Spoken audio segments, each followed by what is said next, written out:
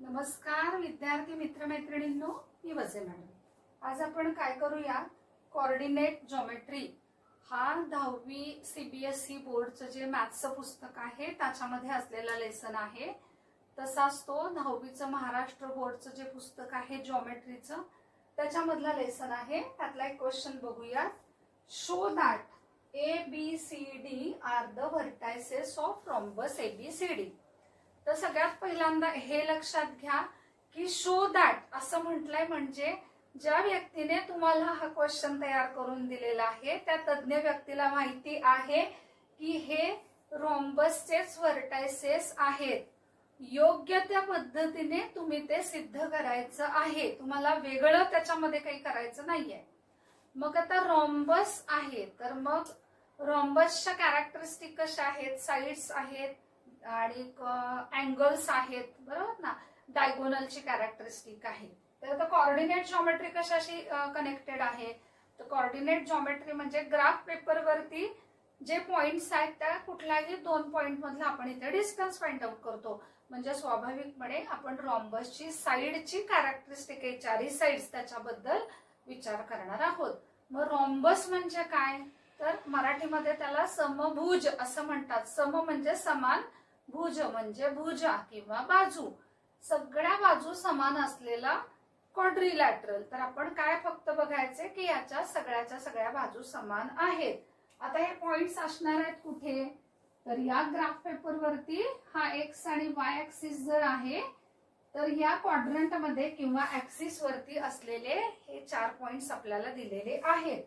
आता आपण समजा त्याची एक इमॅजिनरी डायग्राम जर का काढली, असं जर काढला ABCD, तर मग AB BC CD आणि AD या चारही बाजू समान आहेत हे आपल्याला बघायचं आहे। त्यासाठी आपण डिस्टन्स फॉर्म्युला यूज करणार आहोत।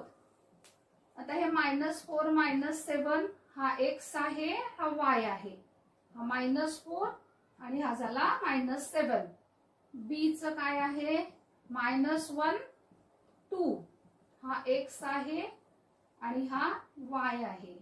C 8 5 हा x आहे, हा y आणि D चं पण तसंच काय आहे, 5 आणि -4 x आणि y।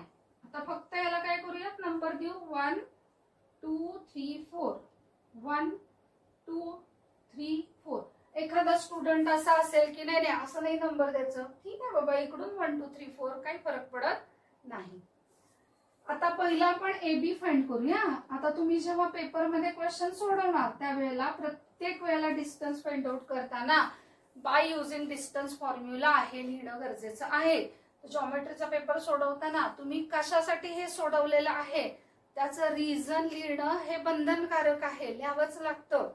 ते जर का लिहिलं नाही तर तुमचे मार्क कमी केले जातात। AB काय आहे, x2 - x1 चा स्क्वेअर आणि y2 - y1 चा स्क्वेअर।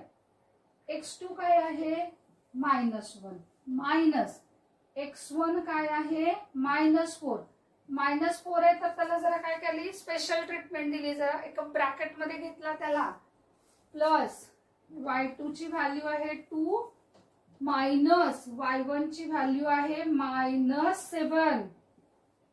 आता इथे काय होईल बघा, हाला -1 हे मायनस इंटू मायनस झाले प्लस, हे 2 हे झाले प्लस आणि मग 4 - 1 म्हणजे काय झाले, 3 चा स्क्वेअर प्लस 9 चा स्क्वेअर।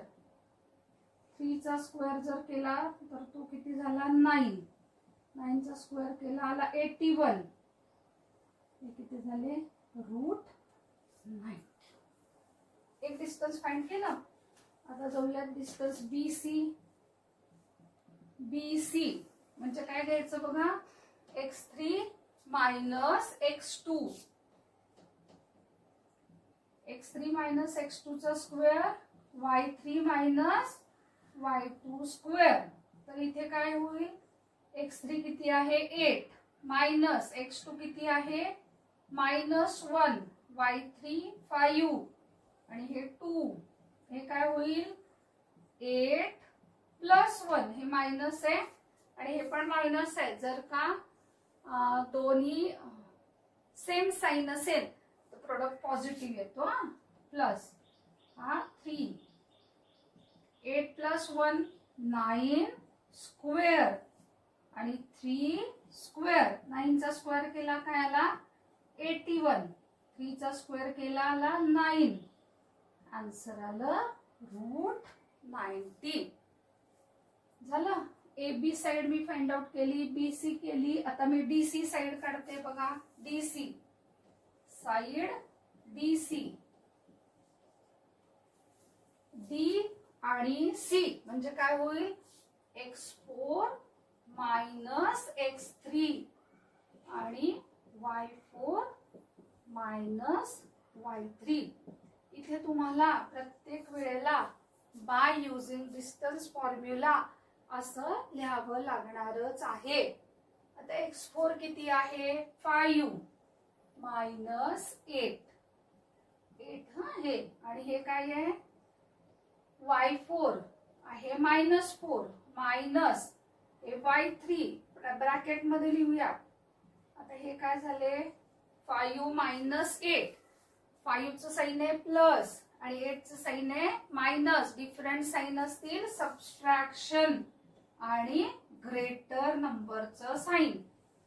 हे होईल -4 - 5 हे किती झाले -3 चा स्क्वेअर आला 9 हे झाले -9 चा स्क्वेअर हे 9 + 81 आले 90 झालं. डीसी आता कोणती साइड राहिली काढायची एडी. काय करायचं एक्झामच्या वेळेला अशी एक डायग्राम काढून घ्यायची इमॅजिनरी क्वाड्रिलॅटरल. इमॅजिनरी म्हणजे रॉम्बस आहे की नाही आपल्याला प्रूव्ह करायचंय म्हणून एक क्वाड्रिलॅटरलची फिगर काढायची आणि एबीसीडी व्हर्टायसेस घ्यायचे म्हणजे आपल्याला लक्षात येतं ऑल साइड्स आपण फाइंड आउट केल्यात का किंवा कशा करायच्यात. आता एडी म्हणजे काय आलं बघा x1 आणि x4 ओके नाही. मग x4 - x1 आणि y4 - y1 तर x4 किती आहे 5 मायनस हे मायनस x1 काय आहे -4 y4 हा इथे आहे -4 आणि मायनस हे फॉर्म्युला मधलं साइन आहे y1 आला -7 ब्रॅकेट स्क्वेअर. इथे काय झालं हे 5 मायनस इंटू मायनस प्लस आणि हे -4 आणि -7 म्हणून झाले ते +7. मग काय होईल 5 + 4 झाले 9 आणि हे झाले 3 9 चा स्क्वेअर आला 81 3 चा स्क्वेअर आला 9 आन्सर आलं √90. तर मग आता काय झालंय इथे काय म्हटलंय show that the vertices are ABCD are the vertices of rhombus. म्हणजे की तुम्हाला फक्त जस्ट चारीच्या चारी साइड्स इक्वल आहेत किंवा नाहीत हे तुम्हाला पाहायचं होतं. पण कधी कधी तुम्हाला फक्त व्हर्टायसेस दिलेले आहेत आणि तुम्हाला सांगितलंय किंवा तुम्हाला विचारलंय की हे कोणत्या क्वाड्रिलॅटरलचे व्हर्टायसेस आहेत. इथे रॉम्बस आहे असं सांगितलेलं आहे. तर त्यामुळे आता माझं काय आन्सर आलं की A B B C C D AD आहे ना. मी तुम्ही कसं म्हणणार equation 1 2 3 and 4 from equation 1 2 3 4 distance AB is equal to distance BC is equal to distance DC is equal to distance AD. Hence ABCD are the vertices of rhombus. पण काही वेळेला तुम्हाला असा क्वेश्चन आहे की व्हर्टायसेस दिलेले आहेत आणि तुम्हाला प्रूव्ह करायचं आहे. तर मग अशा वेळेला रॉम्बस प्रूव्ह करण्यासाठी फक्त चारही साइड्स तुम्हाला काढून चालणार नाही की हा रॉम्बस का आहे हा स्क्वेअर का नाही हे पण तुम्हाला प्रूव्ह करावं लागेल. मग त्यावेळेला तुम्हाला चारीच्या चारी साइड्स इक्वल आहेत हे जसं प्रूव्ह करावं लागेल त्याचबरोबर त्याचे डायगोनल्स कॉन्ग्रेंट नाहीत हे पण प्रूव्ह करावं लागेल. तर हे कसं काय करायचं हे आपण पुढच्या व्हिडिओमध्ये बघणार आहोत. तर विद्यार्थी मित्रमैत्रिणींनो, जर का तुम्हाला व्हिडिओ आवडला तर जरूर व्हिडिओला लाईक करा, व्हिडिओ शेअर करा आणि माझं YouTube चॅनल आहे सबस्क्राईब करायला विसरू नका. Thank you very much.